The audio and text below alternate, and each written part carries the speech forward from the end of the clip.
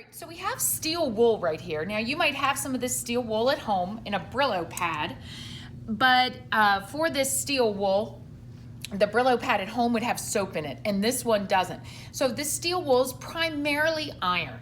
So mostly elemental iron, 99.99% iron, right off the periodic table. And so you can see one of the physical properties of this iron, this steel wool, is that it is magnetic. This is a little magnet here, and you can see that it's really magnetic.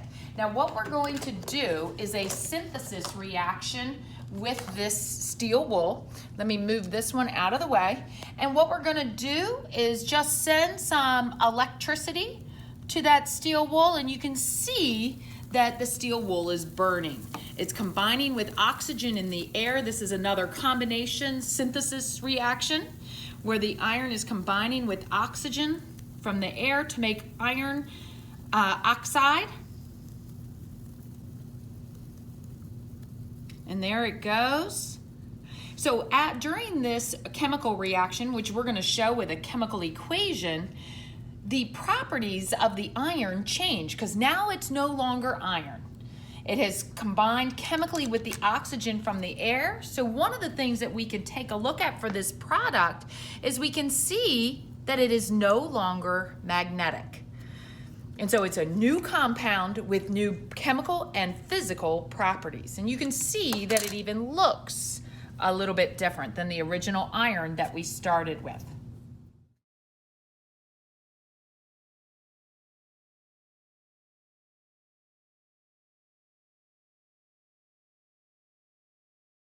So we've got pure copper here, and this is how you can buy this pure copper, just like on a penny. You can see it's sort of wool-like and fibery.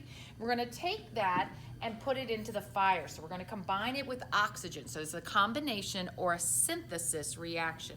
So you can see it's kind of almost burning like a greenish color. That's what copper does. If you remember from our flame test lab, kind of burning with that nice green color. There's electrons jumping around. And as it's combining with the oxygen, we're going to be getting copper 2 oxide.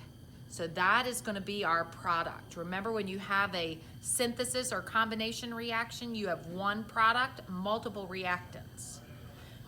So obviously this is also an endothermic reaction. It's absorbing energy. Oh, there's some nice good copper color.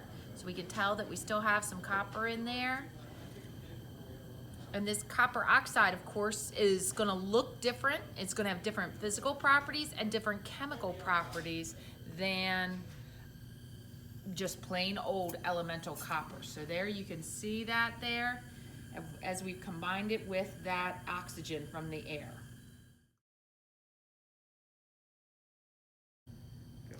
So here we have some magnesium metal. This is just plain elemental magnesium. You can look on your periodic table and see it.